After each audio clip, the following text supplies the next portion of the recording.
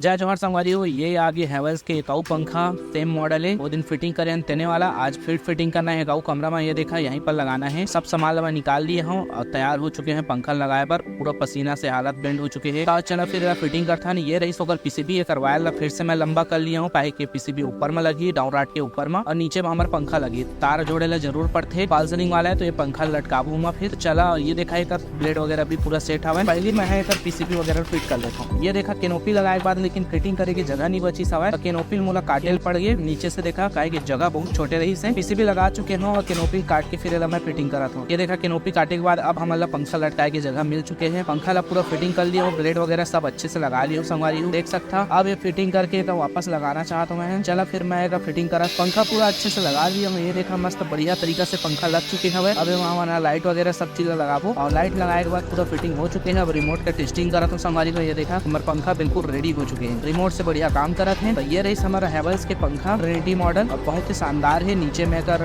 Degree वगैरह show करते हैं और ये रेट है रिमोट। तो आज के पूरा काम हो चुके हैं संगवारी को, पंखा फिटिंग कर चुके हो गए है। अब चला फिर चलता फिर कबू दूसर वीडियो में मिल। जय जोहर संगवारी। वीडियो पसंद आते तो लाइक करिए, सब्सक्राइब करिए।